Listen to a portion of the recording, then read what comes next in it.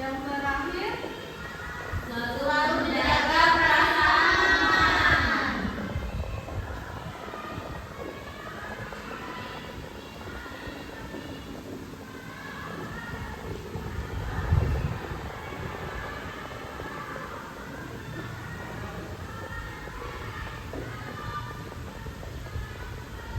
Jadi hari ini kita belajar tentang adab dalam berteman.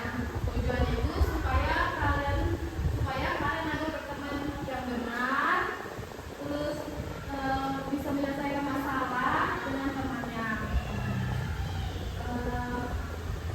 Di sini mau menyampaikan studi kasus itu perhatikan baik-baik.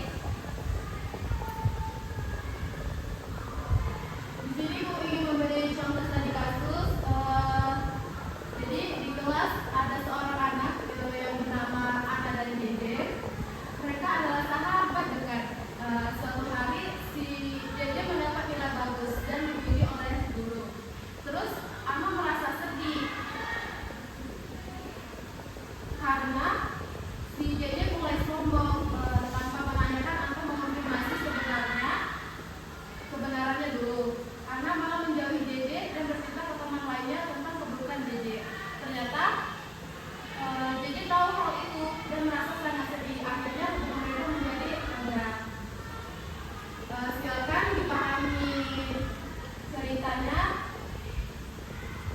Nanti Ibu yang bertanya.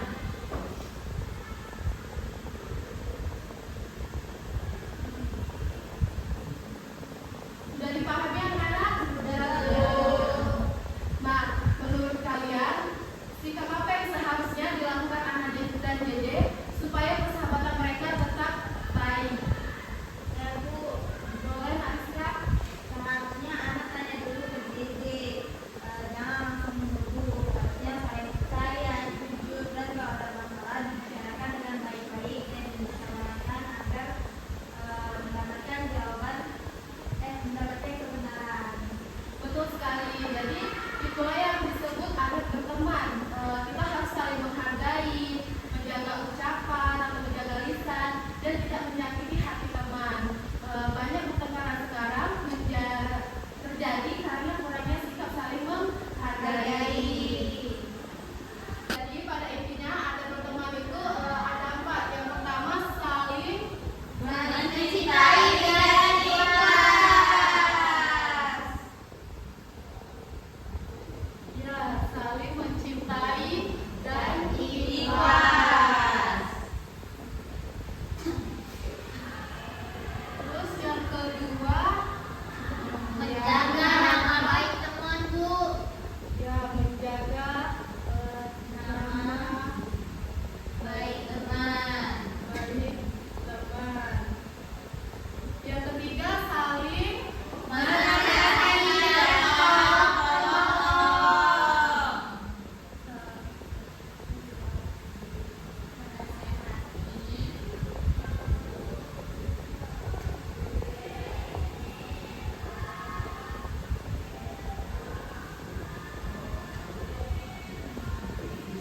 yang keempat jujur Dan saling percaya.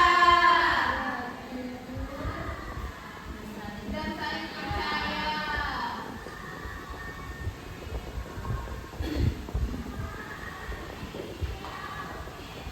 Jadi ibu ulangi sekali lagi. Jadi adab berteman itu pada intinya yang pertama saling mencintai dan ikhlas. Terus yang kedua menjaga nama baik teman. Terus yang ketiga menasehati dan kalau menolong. Dan yang terakhir itu ada Jujur dan saling percaya. Sekarang ibu bagi 2 kelompok. Jadi satu kelompok itu 3 orang. Dan di sini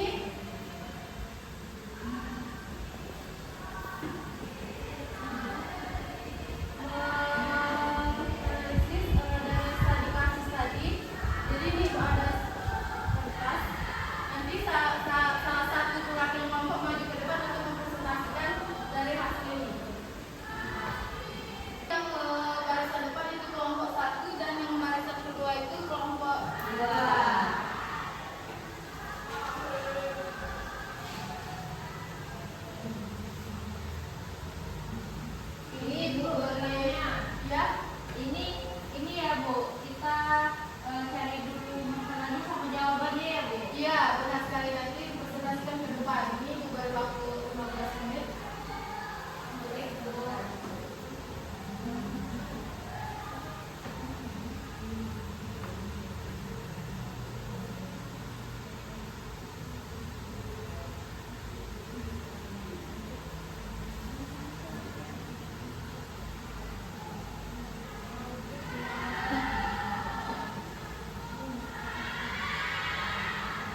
Waktunya 5 menit lagi ya. Ya, Bu.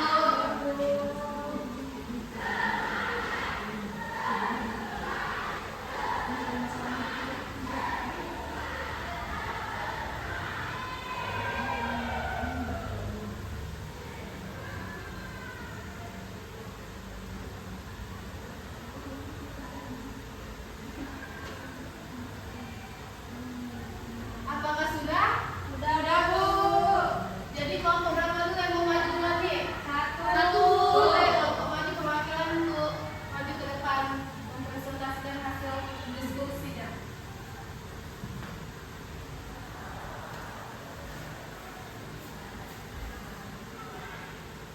Baik, apa dampak buruk dari kesalahan yang tidak diselesaikan dengan baik dalam pertemanan?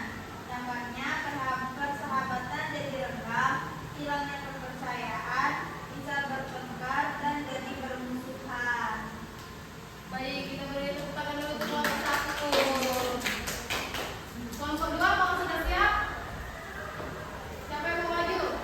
Kelompok 2. Kami mau maju semua, Bu. Boleh, saling dibolehkan.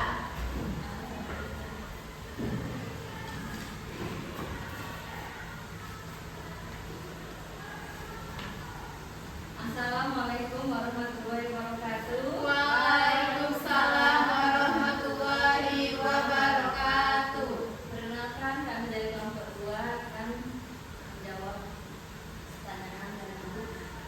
Oke, pertanyaan itu bagaimana cara menyelesaikan masalah tersebut menurut ajaran Islam? Jawabannya akan dijawab oleh Saudari Rahma.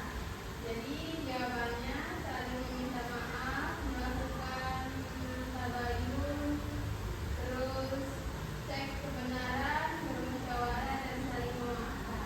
Nah, beri tepuk tangan dulu untuk kelompok 2. Kasih dulu.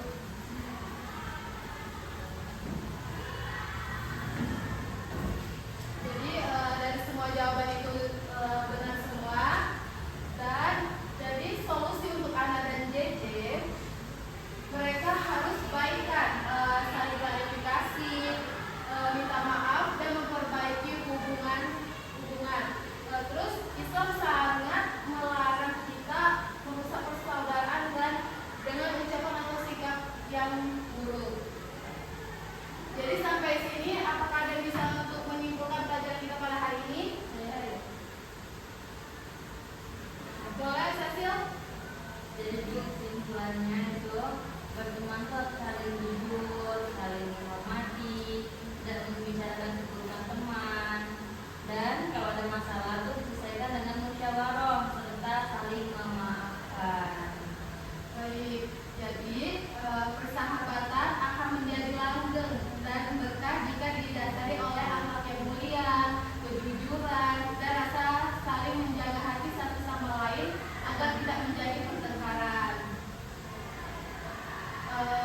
Sebelum pulang, Ibu ada tugas buat kalian kerjakan di rumah. Jadi tugasnya kalian buat atau ceritakanlah pengalaman kalian sendiri atau pengamatan di lingkungan sekitar tentang manfaat memiliki teman yang baik dan berakhlak mulia di dalam kehidupan sehari-hari. Paham? Bu. Baiklah, mungkin cukup sampai di sini pembelajaran kita. Jangan lupa tugasnya kita kerjakan di rumah. Sebelum pulang, marilah kita baca doa bersama ketua kelas dan juga adik. Baiklah, sebelum mengakhiri